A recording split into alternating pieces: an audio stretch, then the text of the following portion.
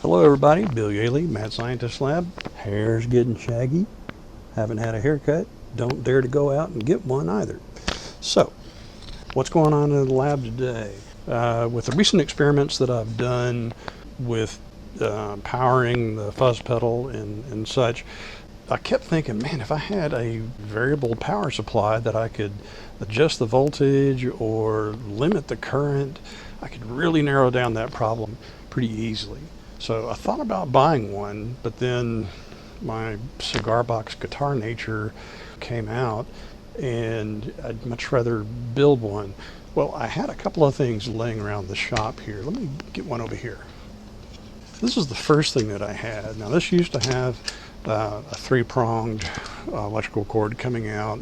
It also had two transformers in here, full wave rectifier, and a couple of capacitors. So what it would do, I mean, it was pretty boring. It didn't even have an on-off switch or anything like that, but it would put out about 12 volts negative, a ground, and a 12 volts positive DC, but there was no way to adjust it, no way to turn it off and on other than yanking the cord out of the wall. The next thing I had was this contraption. Now, I've had these kind of old meters. This one's from like 1953. It's a Westinghouse, and it's a decibel meter, which, okay. But really all these things do are measure voltage or current, and you tweak the stuff in the back with, I don't know, like a potentiometer or a shunt resistor just to get it to read right. So I added a power switch, I added an indicator light, and I added this knob here to adjust the voltage coming out. This is all just stuff I had laying around. Anyway, so I knew I wanted to build this thing, and I wound up finding a schematic from an old RadioShack variable voltage supply, and it had a built-in voltammeter as well. And I started experimenting with the circuit. I left it on my desk overnight, and you can see that the dog pretty much ate it. It basically had to start over with this because there was this one critical part right here that I couldn't remember what it was, and that was the piece of paper that they decided to swallow. I printed it out again and started making some changes.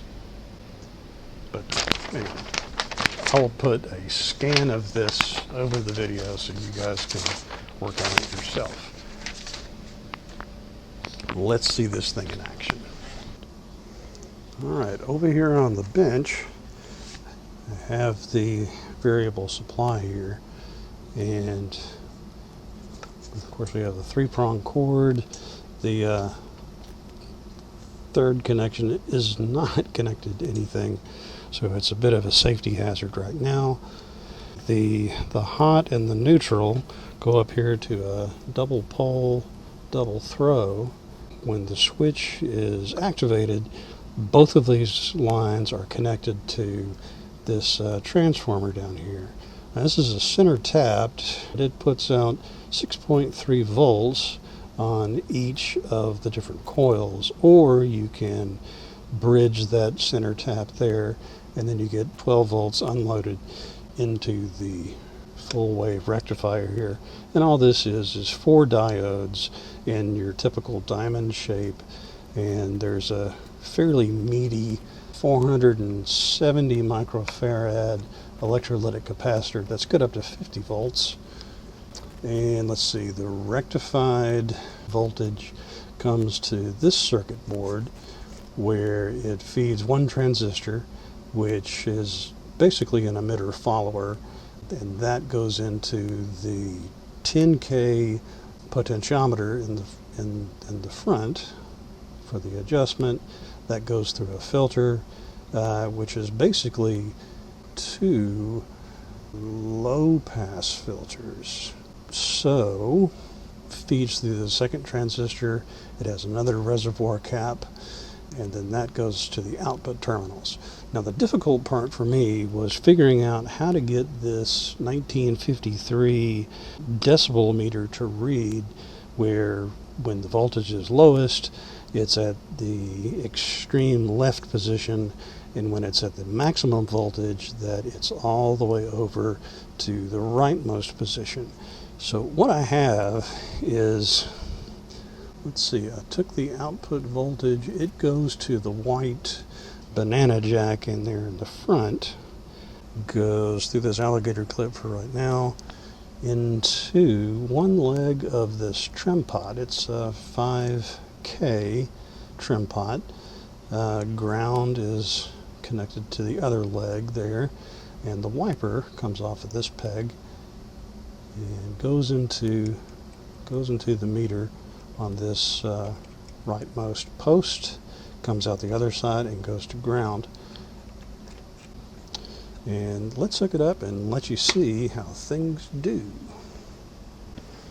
Okay, so I've got the variable power supply turned back around on the bench so you can see the dial, the positive output in the ground, and the adjustment knob here. So I'm going to turn it all the way down just to be on the safe side. Alright, so if I turn that on, there's no voltage coming out now, and as I turn that up, you can see the needle starting to move.